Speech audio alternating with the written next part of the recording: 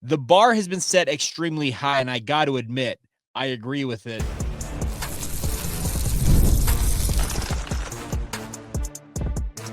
You are Locked On Cougars, your daily podcast on the BYU Cougars, part of the Locked On Podcast Network, your team every day. What's up, everybody? I'm Jake Hatch, executive producer of the KSL Sports Zone, 13-year credentialed media member at BYU. Welcome into Locked On Cougars, your daily podcast focused on the BYU Cougars. I am your resident expert and insider, and as always, thank you for making this podcast your first listen of the day. And once again, thank you for all of you who are everydayers with us right here on the Locked On Podcast Network. Today's show is brought to you by our friends over at FanDuel. Get started today with $200 in bonus bets. If your first $5 bet wins, head to FanDuel.com to get started today.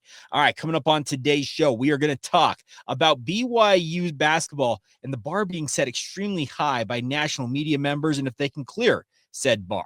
We'll also talk BYU football. Kalani Sitake is seeing his fame, whatever you want to call it, rise on a national level, and it's due time that he's starting to see that. And we'll finish up today's show with Yormark getting a contract extension, and was it the right move for BYU and the rest of the Big 12 to extend that contract at this time? All right, let's dive right in on today's show. If you did not see it yesterday, there's a clip from Jon Rothstein. I think it's from his most recent podcast, and I would link it in here, but YouTube does not like using other people's material or else it gets flagged. So let me just sum it up by saying this. The quote amidst the question that was asked of him about the ceiling for the BYU basketball program was this, quote, "The goal and realistic expectations is to go to a Final Four," speaking of Kevin Young's basketball program. That's a pretty high bar, y'all, because I don't think I need to remind many of you, if I need to, BYU has appeared in 30-some-odd NCAA tournaments, and how many Final Four appearances do they have to their credit? 0. It would be absolutely historic if the BYU basketball program were to break through this coming year and make a run in March Madness and make it to the final weekend of college basketball season. It would be absolutely historic, epic, and everything in between that you can think of superlative-wise. And I, for one, I'm here for it. I believe that Jon Rothstein is right in saying that the expectation for BYU is to go to a Final Four. He talked about the additions of Robert Wright. He talked about what Richie Saunders has become for the BYU basketball program as an all Big 12 performer, the most improved player in the Big 12 conference this past season. He is the heart and soul of Kevin Young's basketball program. And you can't forget AJ DeBonsa. He is the number one prospect in the entire recruiting class, depending on which recruiting service you look at, let's be clear. But he is a bona fide NBA top pick type talent. And yes, the expectation revolving around those guys and their teammates, guys like Keba Keita, Kennard Davis Jr., Dominic Diomande, Brody Kozlowski, on down the list. All the different guys in this program, they have to embrace what the goal and what the expectation is for those on the outside. Now, they may tell you that we don't pay attention to outside expectations. They'll pay attention to that noise. But here's the deal. They got people around them who very much pay attention to that noise, and it filters down to these players. Now, I can understand that the players want to focus on the controlling the controllable, and that is to focus on your opponent, whatever opponent that is. And at this point of the year, when you're 6+ months away from the actual start of the basketball season, it's more about working on your game, getting on the same page as your teammates. The BYU basketball program had its first of, I believe, it's 8 weeks of on-court work with coaches earlier this week. It was AJ DeBonsa and Xavier Staten's first opportunity to line up and play alongside their future teammates in the BYU basketball program. And it was exciting to see the highlights from it. It was really interesting to see a guy like AJ DeBonsa wear the number 23. Is he switching his number now at the collegiate level after he wore the number 3 throughout his prep career? We'll see what happens there. But the bigger point is, BYU has got to use this time wisely, get guys on the same page, get guys healthy, because guys like Robert Wright are on the, I guess you'd call it injured reserve. They're on the lam right now because he had surgery on his hand. You have a guy like Dawson Baker who's also had an offseason surgery, so they can't participate in practices quite yet.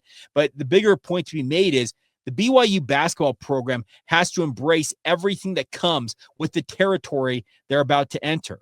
The other part that Jon Rothstein talked about is the fact that NIL has flattened the overall pantheon of college basketball. He talked about the fact that a program like a BYU, a program like St. John's, utilizing NIL to great effect, can rise and be a national title contender, because that's what you would be. If the stated goal is to go to the Final Four, that means you are a national title contender. If you look at these way too early rankings for BYU, at the very worst, they have BYU in the top 10. The best have them inside the top 5, and I fully expect BYU to start the season somewhere in that 4, 5, 6 range in terms of a preseason ranking.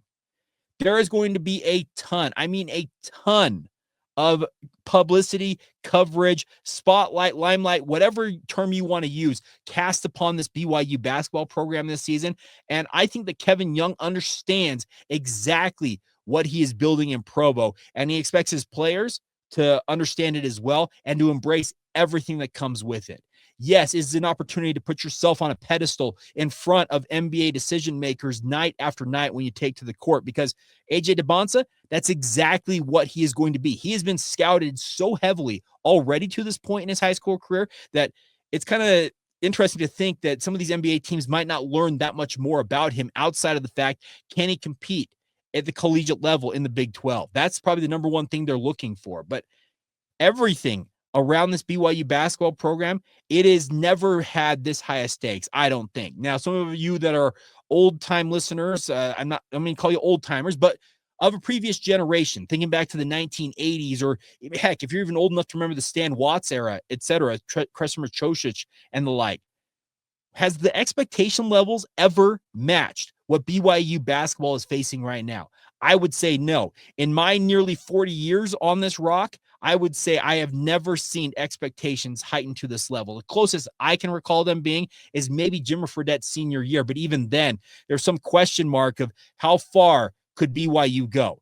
I will go to my grave believing if Brandon Davies had been eligible to play down the stretch run of that season, BYU probably does play in a Final Four. I think they were that good of a team with him on the court. But as we all know, circumstances being what they were, it was unfortunate it did not work out. But now is the time for BYU to strike while the iron is hot and go out there and make a run to the Final Four. Make history, embrace everything that comes with that, and embrace the weight of expectation that is going to be heaped upon your shoulders, both figuratively and literally, as a member of the BYU basketball program this season. It is going to be a fun ride, but it's also going to be one that's going to have a lot of people scrutinizing literally every move that Kevin Young and the BYU Cougars make. But that's the fishbowl that they now occupy, and they have to go and deal with it along the way. All right, coming up next, we're going to flip over to BYU football. Kalani Sitake is finally, in my opinion, getting the laurels, the hype, the whatever term you want to use. He is getting his. I will just say that. We'll talk about why coming up next.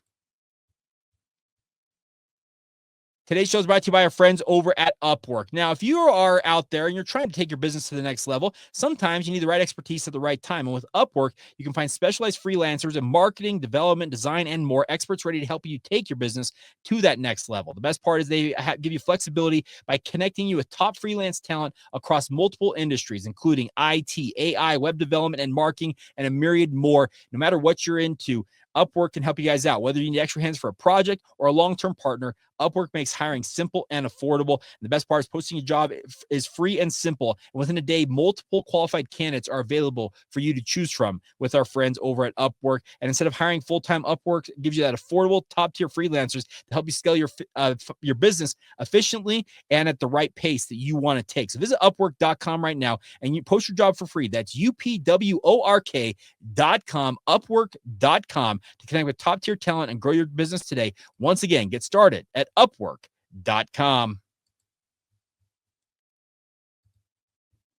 Thank you once again for making Locked On Cougars your first listen of the day. If you have not done so already, please subscribe, rate, review, share this podcast with your family and friends. Tell them it's daily BYU content and it's available on demand whenever they want to listen to it and or watch it, whatever way they want to consume it. It's available to them, and it's here Monday through Friday, and even more than that, sometimes on Saturday and even Sunday if duty calls. But the bigger point is thank you for all of your support here on the podcast. All right, let's talk some BYU football. There is a lot being made right now of the expectation for BYU basketball, as we've talked about, but also for BYU football this fall. I think at worst, BYU is probably the 4th team in the preseason poll. And that's like, I think, worst case scenario that they're picked 4th in the preseason Big 12 poll. BYU knows that they were closer than close to making it to the Big 12 title game last year. And in many respects, I think they're still kicking themselves for missing out on that opportunity when they spoiled it by losing to Kansas and then following that up with a loss to Arizona State. It was right there for the taking, and they missed out. They want to one-up that, and they want to make a run towards the Big 12 title game. They want to play in the college football playoff. And if they indeed can succeed at that level and ultimately live that dream, that's going to be awesome. And it's going to heighten the profile of Kalani Sitake.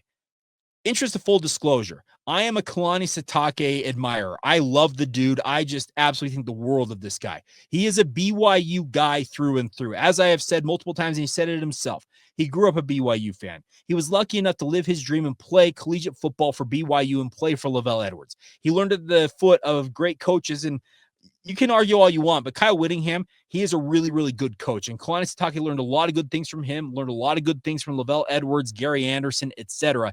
And now, as he enters the final part of his first decade in charge of the BYU football program, it feels like he is finally getting the due that I think he has been needing to come his way for quite some time. We are starting to see this part of the offseason. You see the top 25 coaches in college football list come out. And USA Today did one not too long ago, and they have Kalani Sitake ranked 20th out of all the coaches in college football. I think it's a nice nod to Kalani as they say this. Sitake took over his alma mater when it was operating as an independent.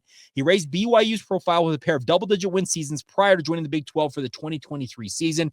And after an uneventful debut, the Cougars went 11-2 last season, were just a few plays from being in the playoff. BYU is back to winning. It has 7 bowl appearances in Sitake's 9 seasons, and he's an impressive 45-18 since 2020. Kalani is absolutely everything BYU could have bargained for. Yes, he took his lumps early. That 2017 season, it's by far the worst season since Lavelle Edwards' second season in charge of the BYU football program in 1973. It had been a long time since we've seen that bad of a season for BYU, but they rebounded from it. And yes, they had some struggles getting out and finally winning at a high level. But as I mentioned, since 2020, Kalani and the Cougars have been riding high. They have 3 10-win seasons since 2020. That is not insignificant, especially in this day and age of college football. It is hard to win football games and win them at a high level. Last year's accomplishment, 11-2, I consider it one of the greatest accomplishments in BYU football history. And yes, I am putting it up there with the likes of 1984, 1996. You want to talk about some of those late 70s and early 80s teams. There have been some really special seasons in BYU football history, but none of them faced the gauntlet that the BYU football program faced a year ago when they faced off against 10 Power 4 opponents. That's never been accomplished and never been attempted in BYU football history. And to Kalani Sitake, Aaron Roderick, Jay Hill, on down the list, to all of their respective credit, BYU passed with flying colors. Yes, they missed out on an opportunity to make that season even more special by going to Arlington to play in that Big 12 title game. Yes, they had the potential to play in the college football playoff for all the marbles there for them.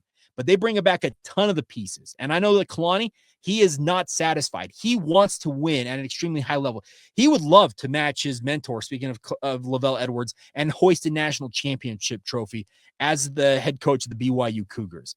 I think we are long past Kalani Sitake's name coming up in coaching searches. I hope we are, because BYU, they've got this NIL money that obviously is flowing around, and I am fully expecting that Kalani, now as he enters the first, I guess that'd be the next decade of his BYU tenure as head coach, sure feels like he's locked in with the Cougars and he's not looking to go elsewhere.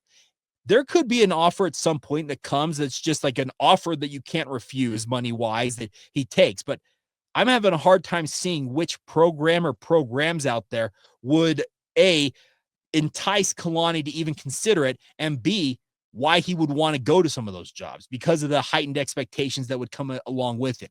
Yes, the expectations for BYU football are there, but Kalani, he has proven that he loves this university. He embraces everything that comes with it. That's the honor code, the recruiting restrictions, academic requirements, the fact that BYU espouses that they are a church-owned school, and the honor code and the mission of the school and the university comes first and foremost. Kalani embraces all of that. He melds it into his recruiting pitches, and young men across the board have bought into it. There are some detractors out there who are saying that, well, BYU seeing guys like Keelan Marion and Harrison Taggart lead the program, that means there's a problem inside the BYU football program. Not really, because if there was an actual problem, you'd see You'd see a whole lot more guys leaving the program than actually leave the program. Kalani is a player's coach. Players love playing for guys like Kalani Sitake. He empowers them. He has his leadership council handle a lot of the internal discipline when it comes to issues within the program. Connor Pay, he was one of those guys who was, if you were screwing up, he was going to crack the whip on you and make sure that you got in line. The nice part is Kalani empowers those players to not feel like that they're going to be neutered when it comes to dishing out that needed justice, if you want to call it that. I love the fact that Kalani has embraced everything that BYU is, and he continues to talk about the fact that he wants BYU to win at an extremely high level. The resources are there now for BYU to compete at this level. They have injected a whole lot of money into this program. They're going to be a full share member of the Big 12 finally this year. So there's going to be a whole lot of expectation for BYU, but at the same time, the resources, the players, the athletes, Kalani's done a really good job building up this program, and to see him finally entering the pantheon of the greats in college football currently, it couldn't happen to a better guy, because I think we forget how great of a human being that Kalani Sitake is. Once again, I will reiterate, I am a Kalani Sitake stan, to use the parlance of the day. I love the dude. I think he is tailor-made and a perfect fit for what BYU and BYU football needs in this era of college football. He embraces, as I said, all the changes that come along with being a head coach at the collegiate level. He has not snubbed his nose at NIL, the transfer portal, everything else that a lot of coaches, other coaches, have whined and bellyached about. Kalani says, you know what? Let's just go do our thing. We're going to go play football. We have the privilege of representing this university. Let's go do the dang thing. I think I can get on board with that. I think a lot more of you can get on board with it. And it's cool to see Kalani inside the top 20 of the top coaches in the country. And I think with another steady season or seasons to come for BYU football, you will see his star continue to rise and burn brighter and brighter on the national level. And I think that's one thing that all of us can get behind. All right, coming up next, we will finish up today's show on the conference level. Brett Yormark, Big 12 Conference Commissioner, has had his contract extended for 3 more years. Is it the right move for the conference at this juncture? We'll delve into that next right here on Locked On Cougars. Thank you once again for making Locked On Cougars your first listen today. And today's show is brought to you by our friends over at FanDuel. The NBA playoffs are in full swing, and every night delivers highlight-worthy performances, major momentum shifts, and, of course, can't-miss moments. Whether it's a game-winning shot, if you saw what Tyrese Halliburton did last night, my friends, or a breakout play, there's never been a better time to get in on the action. FanDuel makes it easy to stay in the game before tip-off and live throughout the duration of those contests. With player props, performance trends, and same-game parlays, fans have more ways than ever to play smart and win big along the way. Which players are showing up in the biggest moments, and how could tracking those trends help you be smarter? That's what FanDuel is built for here, my friends. They want to make it so you can have success when you're watching these games, and also win some money with your sports betting with our friends at FanDuel. The best part is they've got an incredible $200 in bonus bets that could obviously help entice you to get into the game. So if you're new to FanDuel, it's the perfect time to sign up. Head to FanDuel.com and place your first $5 bet. If you win, you get $200 in bonus bets once again. It's simple as that. $5 bet. If it wins, $200 in your account, just like that. Make every moment more and do it with our friends at FanDuel, and go to FanDuel.com. They are an official sports betting partner of the NBA. Thank you once again for making Locked On Cougars your first listen of the day. If you have not done so already, please sign up for the Locked On Cougars Insider Group. Get the inside scoop on all things BYU sports, football, basketball, and everything in between. Interact with the show, support the show, and more importantly, before you pay a single penny, it's just $5 a month to be a part of the group, to be clear. You get a 14-day free trial. So 2 full weeks to see if it's the right option for you guys. Hope you guys will sign up and be a part of the Insiders Group going forward. All right, before we go on today's show, let's talk about the Big 12's big move yesterday as they extended the contract of Big 12 Commissioner Brett Yormark for 3 more years through 2030. Now, why are they doing it at this juncture? I think that the Big 12 understands that Brett Yormark is going to be a pivotal figure, and it's very easy to see that as the commissioner in their next round of media negotiations. The Big 12 contract comes up for renegotiation at the end of this decade, 2029, 2030, or thereabouts.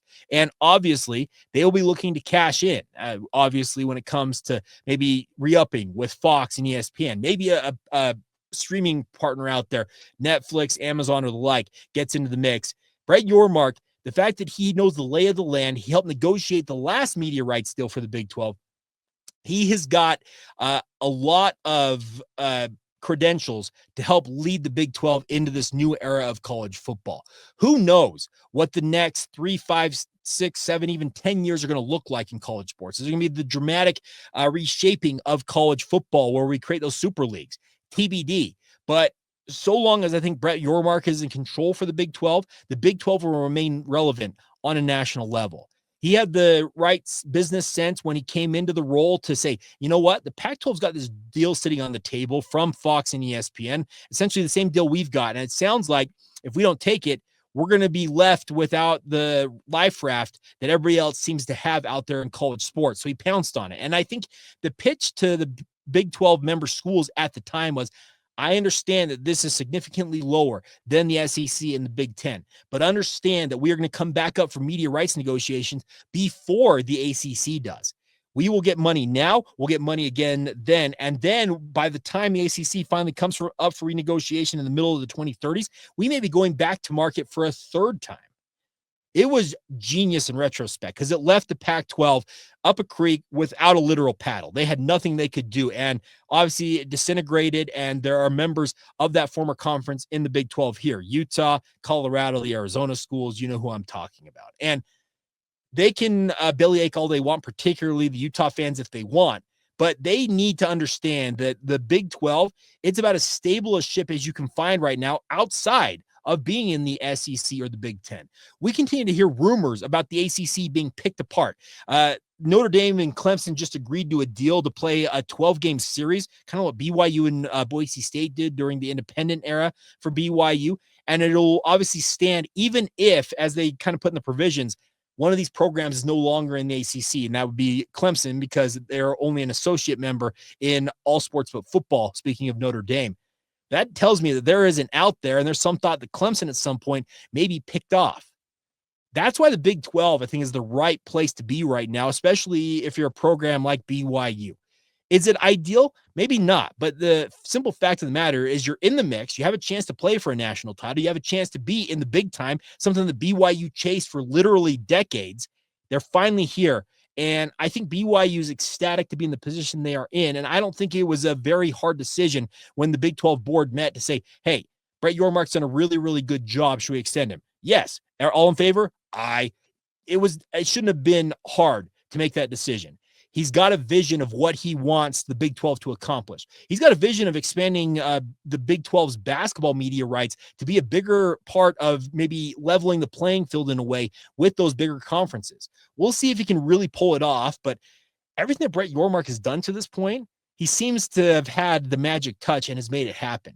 He's always got his mind on making sure that the revenue streams for the Big 12 are as robust as they possibly can be. He will pursue any and all deals he feels like are in the best interest of the member schools because that's who he represents. He represents 16 different programs who all have different ideals, goals, what they want to accomplish, all kinds of different philosophies and ideas out there.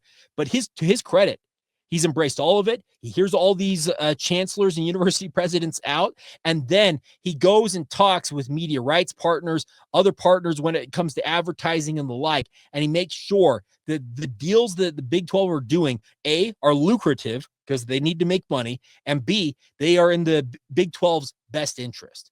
He has positioned the Big 12 to be in a really, really strong place come the next round of media rights negotiations. And to cut him out of the mix right before those media rights come back up would have been, I think, a failure on many fronts. I think he will do a great job. I'm fingers crossed here that he gets more money for the Big 12. And if I'm him, I'm locking in another deal for, let's say I think it's 2030 was when maybe it's 2031. I would lock in another media rights deal that goes to, I think it's 2036 when the ACC's grant of rights wraps up. I would sign a deal for that 4, 5, 6 years there and then get back into the market right when the ACC comes back to the field. Because that way you have cashed in twice before the ACC cashes in once. I know that the ACC redid some things recently, but they've got a lot of schools and a lot of consternation in that league. And I don't think that the rumors and the shouting you hear about them potentially having teams picked off is dying down anytime soon. It's just not going to happen. It's an unstable place to be. But the Big 12, as compared, is a very stable place to be. Now, could that change? Yes, it could, but it sure feels like the Big 12 has coalesced around itself. The member schools here, by and large, they're happy to be in this conference, and they have embraced everything that comes with it, and they want to put on for this conference. I look at it, there's expansion rumors all the time when it comes to different teams and different leagues, and maybe there's cast-offs from the Big 12, the Big 12, the SEC or the Big 10 at some point down the line. Well, the Big 12, if they can remain intact and continue to show what they're capable of on a national level, why wouldn't some other schools who may be in danger, if they do decide to cast off some of the dead weight, why wouldn't they embrace coming to the Big 12, which is a life raft in many respects for those schools? I think Brett Yormark is a visionary. I think he's got a really, really smart business sense when it comes to what the modern era of college sports entails. And he's done a really, really bang-up job leading BYU and the rest of the Big 12 through some pretty choppy waters at different points. It was well worth, I think, the extension here. And the hope is that this next media rights deal, do they push to 50, 60, $70 million? TBD. But the nice part is Brett Yormark, he has shown once again that he has everything it takes to lead this conference and lead it to great effect. And I'm glad that he's going to be on board for a while longer. Maybe at some point he decides he wants to go on to his next adventure. Great. Then at that point, the Big 12 can reassess. But it feels like he is at least going to get the Big 12 into its next media rights deal before reevaluating what his future holds. And that's good enough by me. If that's what he feels like is in his best interest, simply put, Brett Yormark deserves to kind of chart his own course, because the course he has charted for the Big 12 has proven to be a pretty effective one and a very, very successful one. And speaking for BYU fans, I think that out there in mass, I think I'd say good job, Brett Yormark. Keep doing your thing, because Cougar Nation and the rest of the Big 12 thanks you for what you're doing out there. Could it be better? Sure, absolutely. It always could be better. But the nice part is there is still a conference to be called home here. A lot of Pac-12 schools did not have that opportunity, and they were forced to find a new home, and that obviously allowed the Big 12 to scoop up some of them. But the bigger point to be made, I think, overall, is that Brett Yormark, he's worth every dime and penny the Big 12 is paying him, and the hope is that a whole lot more dimes and pennies, if not millions upon billions of dollars, are coming the Big 12's way in the near future. All right, that will do it for today's edition of the podcast. As always, thank you for your guys' support of the podcast. Once again, subscribe, rate, review, share with your family and friends. Let us know what you like about the show, what you don't like about the show, all the feedback. It is taken under advisement, and we do pay attention to it. So once again, thank you for making Locked On Cougars your first listen today. And once again, as always, thank you to all of you who are everydayers right here on the Locked On Cougars podcast.